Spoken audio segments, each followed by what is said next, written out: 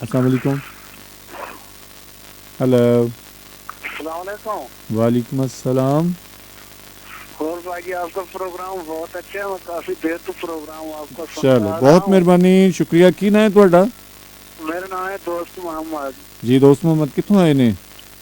मैं जी मियां दे रहने वाला ते लाहौर च काम करदा जी। अच्छा मियां वाली कित्थे रहंदे हो? मियां वाली खास शहर है जी, खास शहर च मोहल्ला रहंदे हो? गुवाहाटी शहर मियां वाली अच्छा अच्छा अच्छा अच्छा अच्छा। जी। ते नहीं केड़े मोहल्ले केड़े रहंदे हो? जी केड़े मोहल्ले विच खास शहर मियां वाली? मोहल्ला गुवाहाटी मोहल्ला गुवाहाटी।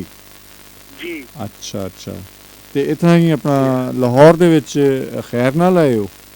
लाहौर च मैं ड्यूटी करदा, गार्ड दी ड्यूटी करदा, सारे अपना सदीक सेंटर दे कोलों गुलबर्ग अच्छा एरिया अच्छा अच्छा। और सब जी। खैर है इत्थे ना, ठीक ठाक हो? अल्लाह दा शुक्र है जी, अल्हम्दुलिल्लाह, रब दा बड़ा जी करम है वो जी। जेड़ी तुसी शुक्रिया गल कीती अंदर दी, जी। अंदर की गल है जी कि इंसान अंदर का खुद अगर मैला है तो हाँ दूसरे गल क्यों करेगा? वो नहीं करेगा। ठीक है।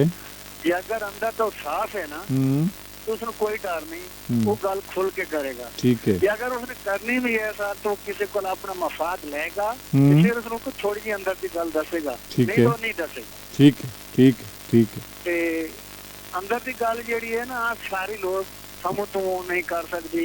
अंदर की गल जेड़ी है हर बंदा सोचता है कि मेरे अंदर ही चिरावे, जी मैं इन्हू बाहर ना कटा। ठीक है। अगर बाहर कटा हो सकता है मेरा कोई मसला खराब हो जाएगा, क्योंकि उसके अंदर चोर है। बिल्कुल ठीक है बिल्कुल वो सही। खुद चोर है और दूसरे नहीं चोर समझता है।